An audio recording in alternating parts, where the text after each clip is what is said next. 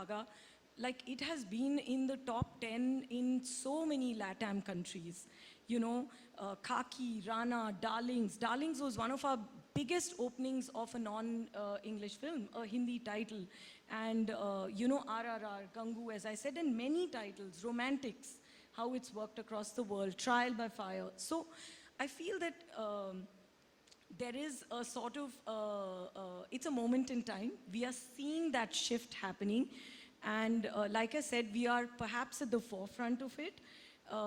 And I think more and more, we've always been saying that streaming as an industry is meant to be borderless entertainment. It is meant to bring cultures together. It's meant to make global stars out of local stars. It's meant to take the creators' voices far and wide. And we look at it very responsibly. For me and my team, the most exciting thing, the most goose flesh inducing thing is to be able to take our Indian storytellers to all parts of the world. So I think, Monica, we really need to know, when does Netflix India make a global sensation like Squid Game or The Crown or Stranger Things or Narcos? When do we become the market that delivers that big thing? I think we are on a journey. Premium storytelling is very new to India. Most other markets have been very mature in that space. Some have been doing it for decades. Some have been doing it for years. So I think the wheels have already started turning. You know, and every title is becoming big in India, becoming bigger across the globe. It is already, you know, happening. And I think that one way to look at it is to look behind and say, oh, this kind of a hit, that kind of hit. I think every hit tells us something new. No one knew that a Korean market could deliver a Squid Game, right? No one knew that the Spanish market could deliver a Money Heist, which has actually been watched in local languages, literally in villages in India also.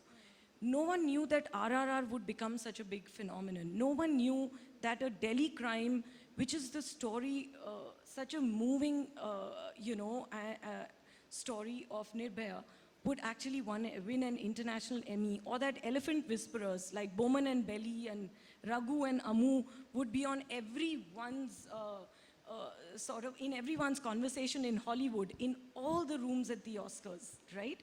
So that is what has begun happening, and we have a lot of titles coming up.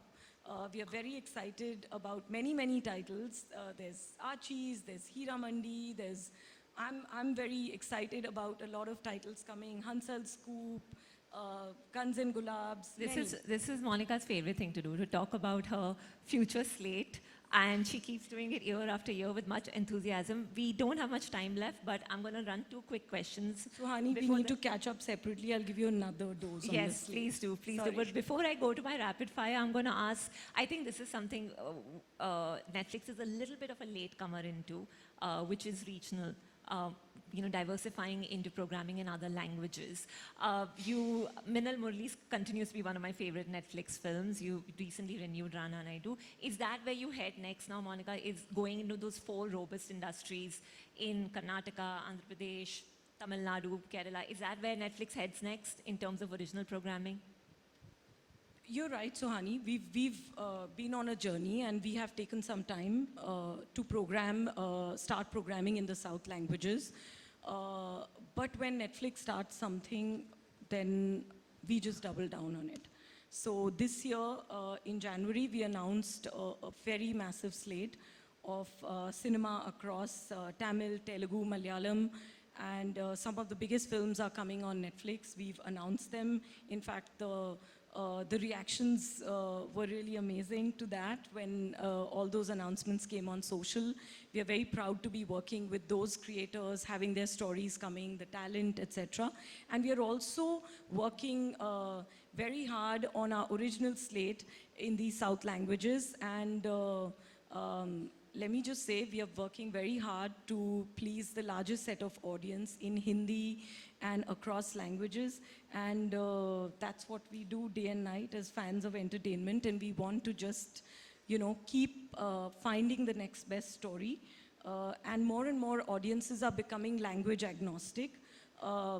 You know, international languages, local languages, it is actually becoming a very exciting sort of melting pot of storytelling, of story watching, and I think that's the excitement that we just want to keep propelling. So we're going to conclude, but I convinced Monika backstage to do a rapid fire because I was like, Monika, we have to do this. So I think there must be a couple of creators here. So first thing I want to ask is, what are the 3 musts that Monika wants to hear in a pitch? 3 things that you need to hear or need to have, yeah. So how exciting, important and urgent a story is. That's very important. Like for the audience, not for the Netflix team. We really try to wear the hat of the audience. We are also audience, but we don't do groupthink. We really want to tell the next best story for the audience, so that's very important, the idea. The passion and vision of the creators is very important. How clear are they? How passionate are they about creating a world? Because streaming is about creating a world. You don't get second chances. You don't, unlike a linear television or a film format is like a bullet that you've fired, and it doesn't need to come back into a renewal format unless now everyone's starting to program franchise films also. But a film is an event, right?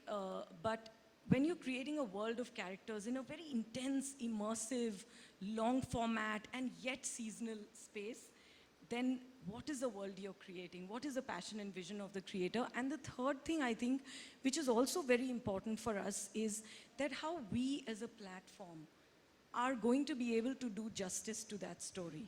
You know, it's very important that stories sit on the right platform, and how are we going to be able to enable the creator's vision? Where can we take it? And how can we please our audiences and surprise them with this most amazing next idea? Okay, the next one have to be rapid, huh, Monika? A word that's I much... told you I'm not good at rap. A word that's much abused in your meetings. Like, I remember for the longest time when I would interview people, content, I would tire of that word. Is there a word that you sort of had enough of? Alignment.